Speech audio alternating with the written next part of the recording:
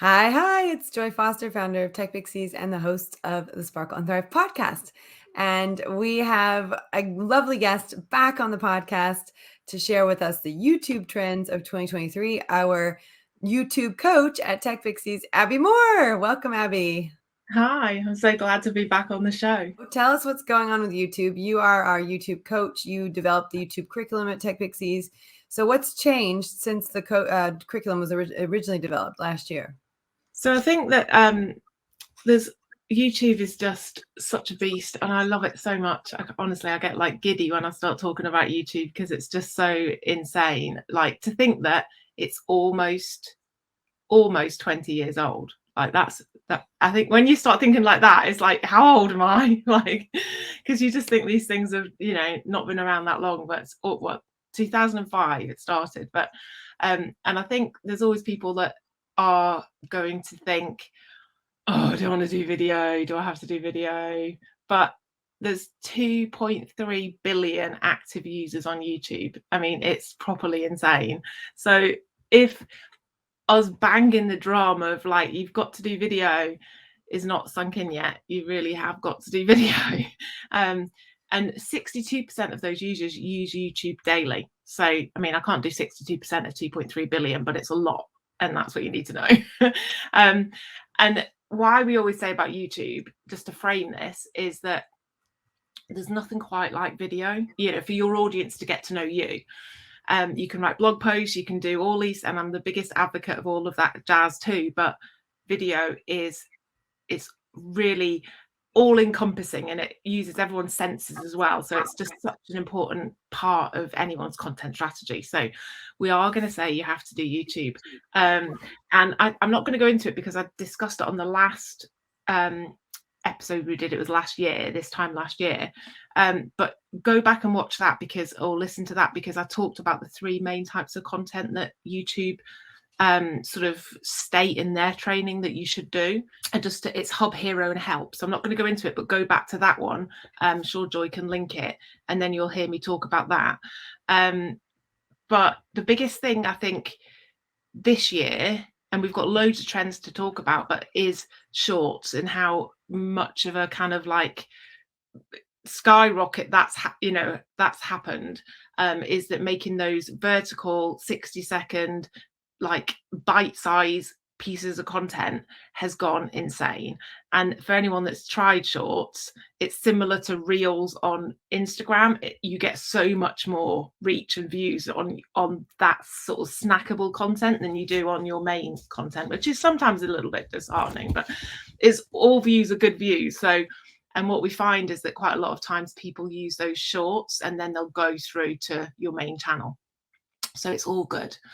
And what some people might not know is, because shorts don't count in your main watch time for when you're getting to be monetized, but you can have to be monetized, you need 1,000 subscribers and 4,000 hours of watch time. But if you just post a load of shorts instead, you can have the shorts watch time instead count.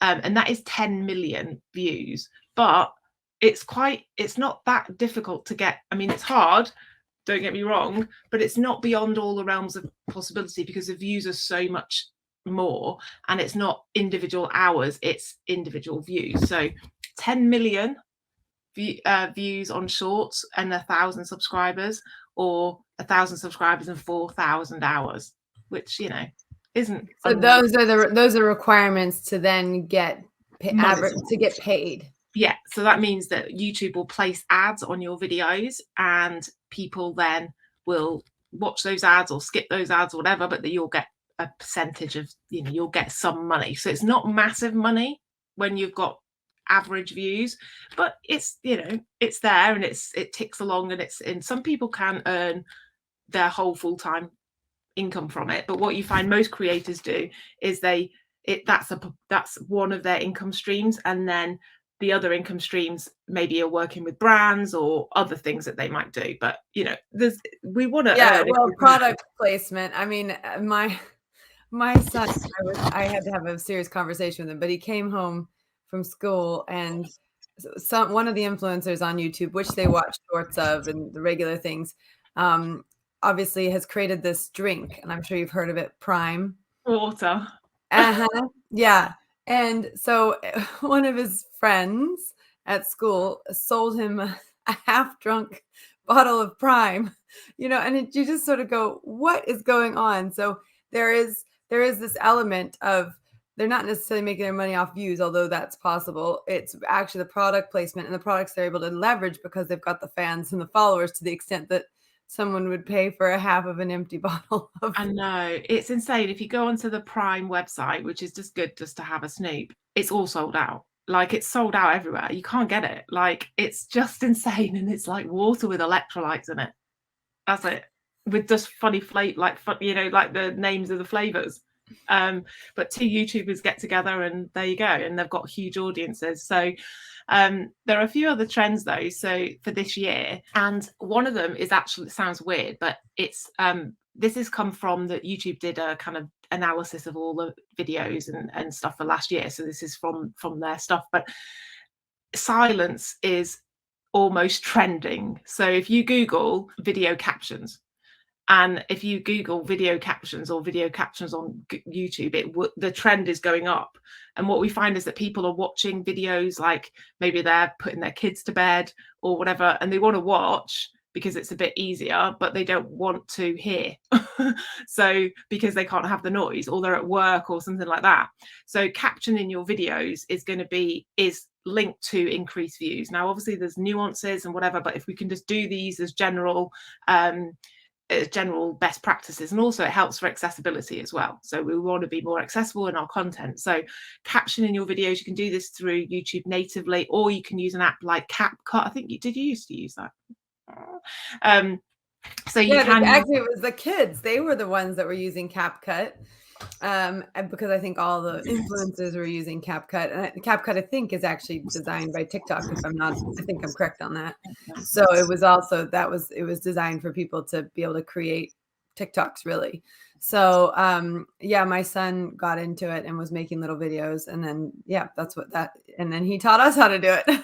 Yeah, so it's really, doing captions is good for accessibility, but it's also good for all those people that, and if they want to watch it, they can watch it and they don't have to read it, but it's, they can listen and that's fine. But it's just opening up your content to more people in different situations as well.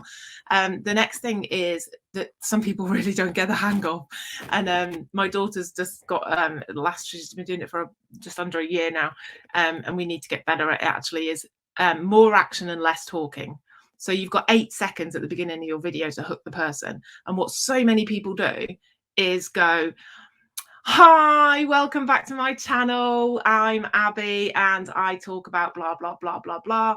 In this video, I'm going to share blah, blah, blah. By this point, you've gone past your 8 seconds. So what you want to do ideally is go, rather than hi, welcome back, is just to be like, in this video, I'm going to share the biggest secrets to making money on YouTube. That's within 8 seconds. And then I can go to my intro if I want to do one. Yeah, so you're doing the hook in the first 8 seconds with what you're saying or what you're doing. That's drawing them in. It's a little bit like back in the days when a blog post or an email, the most important part was the subject title. So that first 8 seconds captures your attention. Yeah. Just to clarify, so TikTok, CapCut is owned by the same parent company that owns TikTok. Same company, but they're very similarly invested in. So it's really being a bit more ruthless and kind of being like, what is the main thing that I want to get, that I want someone to get from this video? That is what I'm going to promise in the beginning, 8 seconds. And then I can do all the other stuff. Then I can go back, and after you've rolled your intro, if you've got like an intro, you might go, welcome back to my channel. I'm Bub, and as I said, we're going to talk about this, and then you can go on. But it's that hook of saying what you're going to deliver is so important in that first 8 seconds, because let's face it, there's so many videos on YouTube. There's I haven't got the stat, surprisingly enough, but there's thousands of hours uploaded every minute on YouTube. So Joy's going to find that stat. I just know she's like typing. That we've got so much competition. So unless you can deliver that hook in 8 seconds, you probably say goodbye to that viewer. So that's what I'd say. And just with there you go. We got the stat, Abby. An average of 2,500 new videos are uploaded to YouTube every minute. That's insane. So 183 hours of video content with an average length of 4.4 minutes. Crazy. It's just crazy. There's so much out there, so you've got to be competitive. But what I'm finding actually is when Facebook sort of took a downturn in terms of the effectiveness with paid advertising, in 2021, everyone fell back on YouTube who had an existing YouTube channel, and they could leverage the power of Google and YouTube advertising, if you're going at that level of advertising. And that was like the backup. And people who had established channels, it was a much easier switch than people who didn't have established channels. The other thing too that I think I learned in the last couple of years, as we were very heavily focused on one or two networks, even though we posted on all of them, we were sort of not doing YouTube as much as we could have been. Just is that you get to a certain level and you have to be omni-channel. You have to be on multiple channels, but you don't have to start that way. We talk about, social media network stacking, start with a network and build on it. But I do think for a lot of people, YouTube is a perfect starter network, actually. And we've just been doing a private client. We've been working on a private client's content, and we've basically, she had a bunch of intros that were, like you said, just people, you never even get past the intro. So we took the intros off, we republished them on YouTube, but YouTube and LinkedIn work really well together. So we embedded the YouTube videos into LinkedIn articles and then featured them at the top of her profile. And that synergy has been really good. And then we did YouTube first, and then we did LinkedIn, and then we did Twitter. And so as we published each week, as we published a new video blog, if you will, an article, we then used Twitter to point people to LinkedIn, to YouTube, and, just straight to Twitter. So it was really interesting how we were able to stack those three, but we started with YouTube. Yeah, that's it. I mean, you don't have to somebody at the start would be like, oh my God, all of those moving parts, but you just do one of those parts and then you build another bit in when you've got this one as kind of more implicit and you know what you're doing. So you get to the point where you've got this kind of ecosystem of content and you're not reinventing the wheel for each one. You're literally just pointing often or taking a snippet. So it's really, and the thing to remember with YouTube is, although people think it's a social media platform, it's actually a search engine. So I've got videos that, I demonetized my channel because I stopped posting on it. But if I was still not posting on it, that would still be earning me money now that I made years ago. So if you make a good evergreen, like always relevant type video, it will always be searched. So your content works so much harder on YouTube than it does anywhere else. Really, the investment of doing a video in time and whatever really repays you much more than a blog post would. Well, and in general, what I'm finding is a lot of people get better and better at it. The more they do it, the better they get at it. So your first few videos might be terrible, but you get better and better. What we like to say at TechPixies, every day and every way I'm getting better and better. You just keep going and you get better, and you see what works and what doesn't work and what people are interested in and what they're not interested in.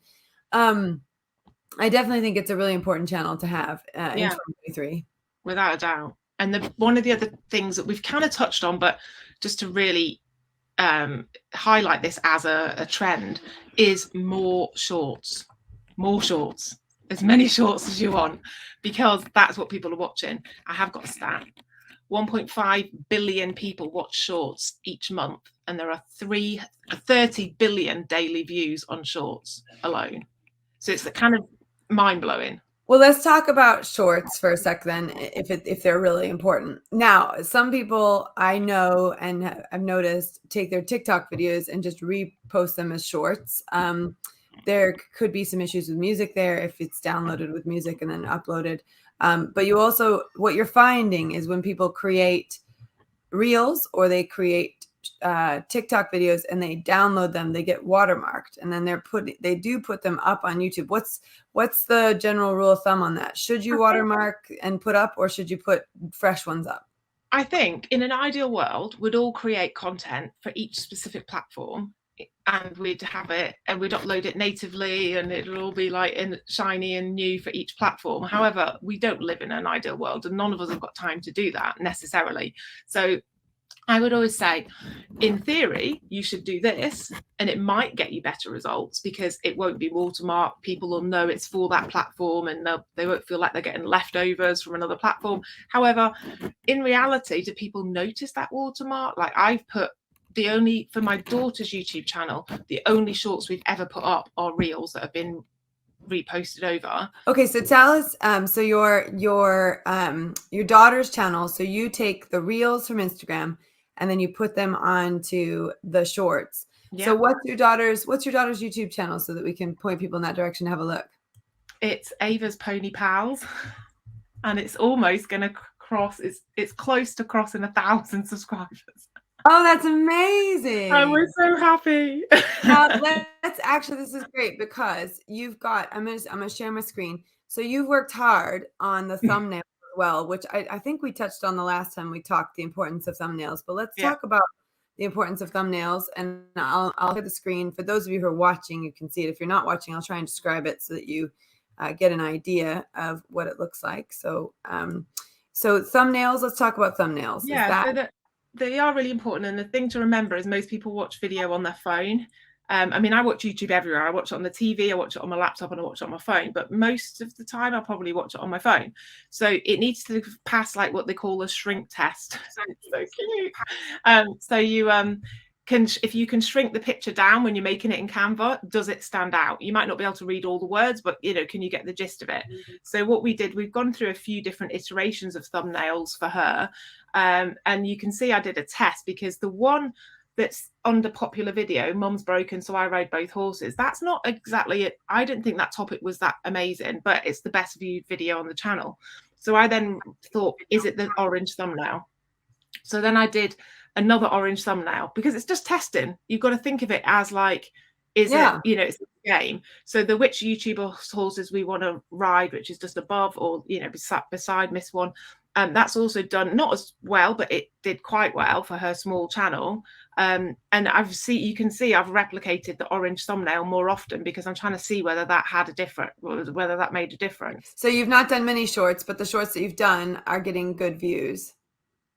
Yeah, I mean, they're so variable. You can see that, the same pony in the video, one gets 4.4 thousand, the next one beside it gets 58 or something. It's insane. So you just got to, the ones that don't do well, you've just got to literally just go, it was the wrong time or it was the wrong whatever, I'm just going to go again, because some of them are really low, some of them are quite high for her channel. So don't get disheartened by it, just kind of, but it's no effort. They're all just pulled from reels. Okay, so that, just for those of you who are who can't see what we saw, what they've done is they've taken the reels from Instagram and then they've downloaded them and then they've republished them as shorts, and they're doing just fine. But if we go back to the conversation around CapCut, you could create your reels, your TikToks, your shorts all in CapCut, and then just take that same video and put it up on the different channels. You don't need, and then it watermarks them themselves. So with shorts, what's the secret sauce? It's like a video in terms of the hook, like if you can. I mean, mine aren't really that. They're just like, I mainly for when I'm creating a reel, I find the audio that I love. So we watch a lot of reels and we'll just go, that is Oreo, that is our pony, or that is Sabio, and we'll just do a reel based on the fact that Oreo's a pig and she eats anything and Sabio's gorgeous, and and literally that's it. There's no strategy, and I'll just make the videos from there. That's why I prefer to do it in Instagram, because I can it's much easier to edit when you've got the track right there, and I find it so much easier than editing and then trying to put it in. It's just, for me, it's just too confusing trying to do it somewhere else. So attention grabbing hook, if you're going to do that type of content, concise, and if you can use, if you're doing like information, interesting facts or whatever, or maybe controversial or unexpected facts, or tapping in on to emotion, that's another good thing to do. But really just test, because as you see, some of mine have gone like really good and other ones not so much. So it's just testing and not getting hung up on what you expect to happen, because it will always surprise you. But definitely do more shorts, because they are where everyone is the focus is on shorts. And I think if YouTube are pushing something out, which they are doing, you jump on it. Like if they give you a feature, use it. If they're focused on something, you focus on it, because you'll then reap the benefit of that, I think. Well, I just remember when you started Ava's channel, you know, everyone forgets that it starts with one video, it starts with no subscribers, and you just keep at it. And it's, you know, slow and steady wins the race. It's always the way with social media. You know, yes, trying out new features is so great, because when people adapt to the new features, you get that boost from using them, for sure. Yeah.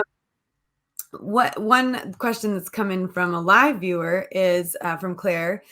She says, just a really quick question, if I may, for future reference. Would you suggest that I publish clients' videos on my own channel account, or create a separate one for each client? Oh, separate one for each client. Definitely. Yeah. Each client should have here's why. And I mean, I let Aby answer that, but as a social media manager and also a website builder, I used to build websites for people. The last thing you want to do is have everything under your umbrella. You want to set everything up for each individual client, because also they leave you or you leave them or you fire them. I mean, either way, like sometimes you outgrow the client or the client outgrows you, and you don't want to be responsible for all of that. You don't want it on your own stuff. So everyone should be setting up their client's stuff completely separate to themselves, and then making sure they have access to it. And then also, just really important, two-factor authentication, super, super important in 2023. You've got to have it, like across the board on everything. You know, if you don't have it, go sort it out now. Because I've lost an Instagram account recently and I can't get it back. Yeah. No, and it was Ava's Instagram account, her initial one, which is gutting, because it just had some stuff that I can't now get off. You know, had some reels, it had some stuff, and you can't get it back. So yeah, please do that, because I should know better. Doing the job I do. We always say that, like those of us are like, yeah, we should know better, but we really should.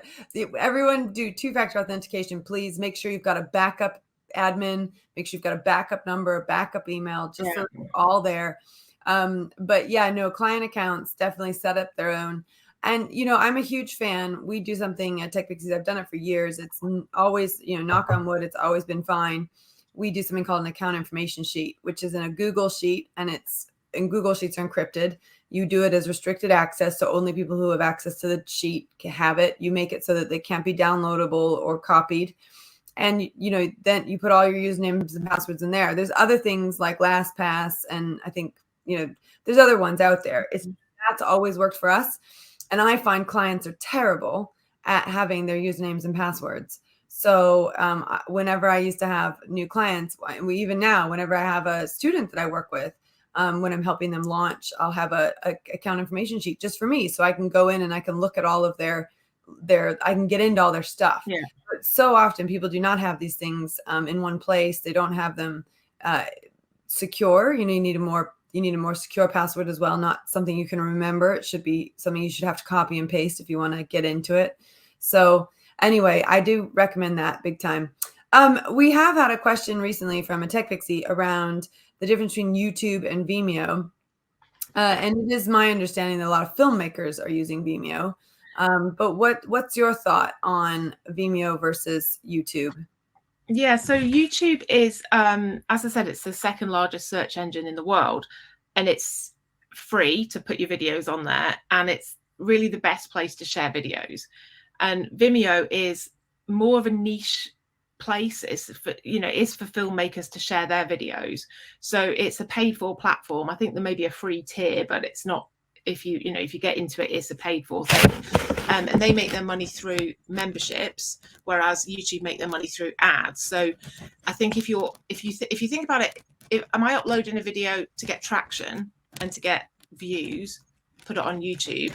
If I'm uploading a video to share it, to embed it in a website or something like that, then use Vimeo, because it's a better video quality, because Vimeo videos aren't compressed, whereas YouTube are compressed because they have so many videos to fit on their, on their systems or however their interwebs work. So the quality will always be much better on YouTube. Yeah, and Rev Deb's watching. She says, I use Vimeo for my course videos and then give a private link to my course participants. And actually, in the early days before TechPixies moved to Searchy, we used to do all of our video uploads to Vimeo, and then we would embed them in the curriculum because they was just really good for that. But we now have 3,000. Last time I checked, 4,000 videos, I think, on Searchy. And what I like about Searchy is it goes straight from. We can do the Zoom thing. Literally goes straight into Searchy, which is just genius. And you just tag it and it goes in the right place. That was a game changer for us because downloading videos and uploading videos to Vimeo was a pain. But also it started getting really expensive as our, like I said, we're at 4,000 videos now at TechPixies. It just started getting really expensive to host the videos. So we switched to a different platform. But I think you're right. So YouTube is sort of free forever if you want it to be, really, because they're about getting more views, so they want more people putting videos up. So the only sort of payment thing on YouTube is you can pay to be the YouTube Premium, where you don't get ads. So you pay a subscription, a small amount each month, and you won't get the ads served to you. And as a creator, you can start to set up kind of there's subscriptions that people can subscribe now to your YouTube channel in a way that's like a membership, so they can pay a small amount. And it's just all like mechanisms to help creators earn more money from the videos that they're doing. So you see things like that. And also for this year, I'm not sure which month it is or whether it's even been announced, but they're going to start giving you ad like money for your shorts views, basically, because they realize that shorts are doing really well. And at the moment, shorts aren't monetized, but at some point this year, shorts will be monetized. So as a creator, you might as well do them because they're getting better views, and also you're going to get money for them too. So that's another thing to bear in mind. Okay, so to me it sounds like if you're not doing YouTube in 2023, get started. Number one. Number two, add in shorts. If you're already doing reels, you're already doing TikToks, just repurpose those onto YouTube. That's a starting point. Test colors with thumbnails, test designs with thumbnails. Those may be the thing that actually gets people across the line, as we showed on Abby's channel, on Ava's channel, her daughter's channel. The orange was popping out and doing a bit better than the other ones categorically across them. So, it's interesting. And I love your last tip, which is just, it's about testing. And, social media is about testing. It's about finding your voice. It's about trying different things. The more you do it, the better you're going to get at it. So, every day in every way, I'm getting better and better. Rev Deb says, this is so helpful. I've been thinking about starting a YouTube channel. And then she says, I will get started. Can't say no to Joy Foster. You're going to do very well on YouTube. I know she does a lot of really interesting stuff. She's an artist. She's a Taoist monk. So there's quite a few things that I think a lot of people on YouTube will find very interesting. It's definitely the place to invest your time in terms of content creation, because it will repay you a lot more than any other channel, than any other sort of platform. Well, I think the searchable element of it is one of the reasons your content lives on and on and on. So if you have a really good piece of content, it just keeps living if people share it. I mean, I have a video that I love called Forgive Assholes. And I share it whenever I'm teaching forgiveness, which I teach very regularly in the Dream Builder program. I always play that video, but every time I go back in, that video's got more and more and more views. And, that's just it. It's searchable content. It's content you can play again. And it's 100% something you should do. The other thing too, and this is quite a touching note. I got an email or an in-mail in LinkedIn from somebody who said, Joy, I just want you to know, we're so grateful that you interviewed. And it was just a really nice interview that I'd done with a woman who had a brilliant idea for a business. And she said, we're really thankful that you interviewed her because it's the only video we have of her. So, and she had died of cancer, and it was the only video that they'd had, like, of her in her element, talking about the things she loved, her family, everything. And it was really touching for me. It was obviously very sad to, it's life. But I also think, I have a student who, she's 78 years old. We have women from all ages at TechPixies. And she wrote a book called I Pray Anyway. And she did the TechPixies course, and she decided, okay, for 15 days, I'm going to post a video every day. And she did it on Facebook, not on YouTube to my knowledge, but she did it on Facebook. But we were talking about, she may go on for another 20 years, another 30 years, but the legacy of her video imprint, her children and her grandchildren and her children's, her grandchildren's children, they will be able to watch these videos of her reading her prayers, telling the story behind her, theology.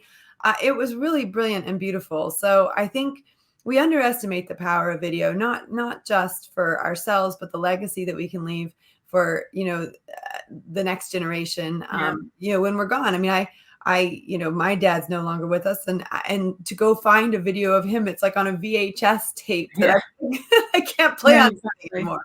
So, I think that there's a legacy element of this as well. And of course, we have a Get Started guide at TechPixies that Aby created. So if you go to techpixies.com/free resources, you will see that we have our Get Started on YouTube guide. So I'd highly recommend that. And we will have the social media trends guide up and running soon for 2023. So you'll be able to get that at techpixies.com/social media trends. So I don't know they might still be 2022 at the moment, but we will have the new one up and running as soon as this series is finished. But I'm really excited to be bringing you some of our amazing coaches to talk about what's trending in those social media networks. So Aby, thank you so much for your time this morning. I'm delighted to get to see you again, back on the team, running the YouTube coaching. You had a great stand-in for you while you were away from us. Kirsty Vandenboek, she did a great job, and now her YouTube channel is taken off so much that she's so busy she can't coach anymore. So we're very lucky at TechPixies because we know our curriculum works. You developed it, she leaned into it, and her business is going crazy. And we're just so delighted that you're back to help the TechPixies on their YouTube journey. Yeah, it's so exciting. First coaching call on Thursday, I think. Yeah, coaching call on Thursday for those of you who are in our social media accelerator or social media management certification program. So, and if you're not in those programs and you want to know about them, just email support@techpixies.com. All right, thanks, Aby. Have a great day. Appreciate you. Bye. Bye.